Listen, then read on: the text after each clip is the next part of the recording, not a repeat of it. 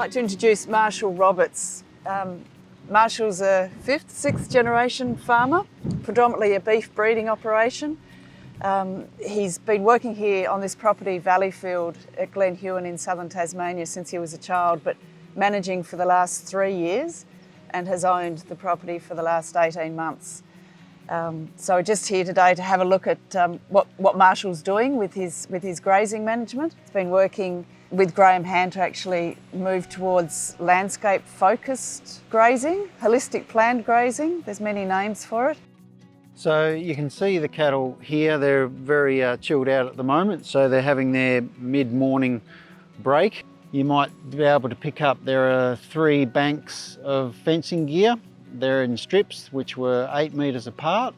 So last night they had this section, and that automatic gate opened at 6:30, and then the next one was around about 7:45, and the next one was around about 9, and they move forward themselves, and they become quite full in that time, and I wind up the fences once I get out and take the kids to school, come back, wind all the fences up, and they clean up around here a bit and sit down and have a rest. And I probably won't need to move them again now until, well, potentially until around midday. But the grass is a little bit thinner down the bottom, so I might give them another section before then. I just keep monitoring them. Yep. And see how they look. So obviously if they're sitting down like that, they're pretty happy. Once they get up, you can make a bit more of an assessment on their gut feel and move them accordingly if they need a top up.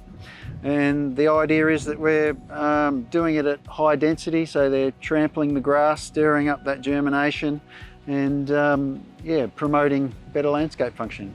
So at the moment I'm working on around about 9 months recoveries, so they don't move into a paddock until that paddock has had 9 months growth.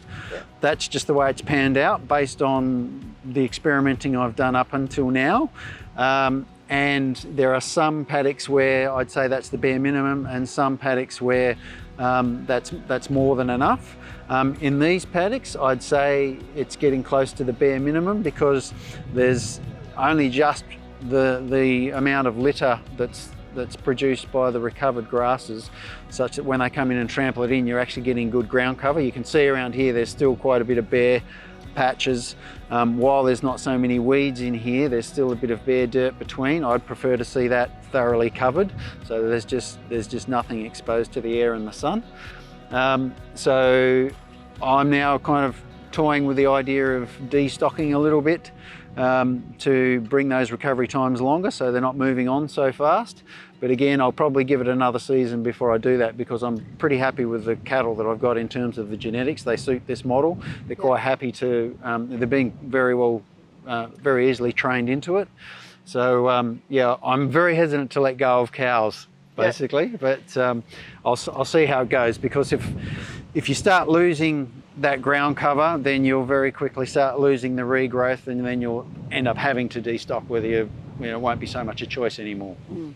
Yeah, the other big thing with longer recoveries is that I've avoided having to make hay and feed hay. So the big trade-off with this amount of work in constantly moving them is that you're not then making hay over summer, which is very labour intensive and costly.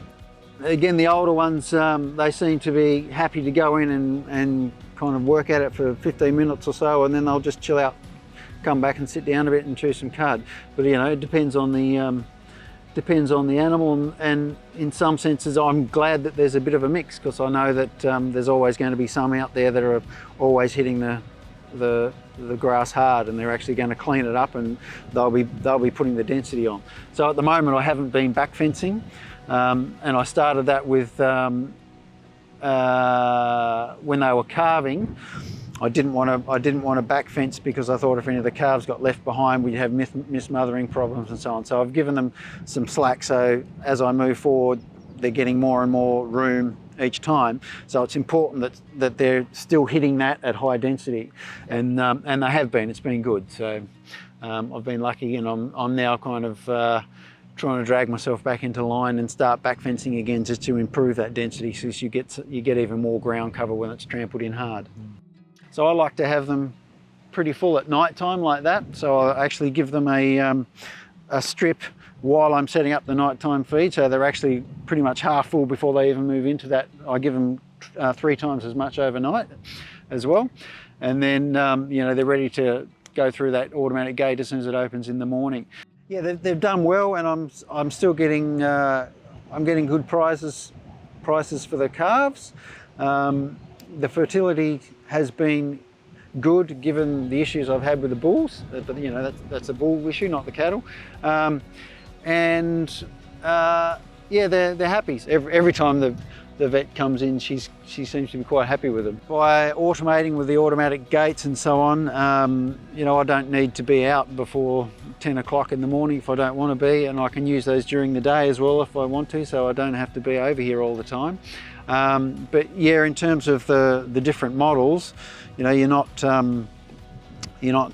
cutting grass, you're not raking grass, you're not getting a contractor in to bale it, you're not carting the hay back in and stacking it in the sheds, you're not dragging it out every day and driving it long distances to get it to wherever the mob is.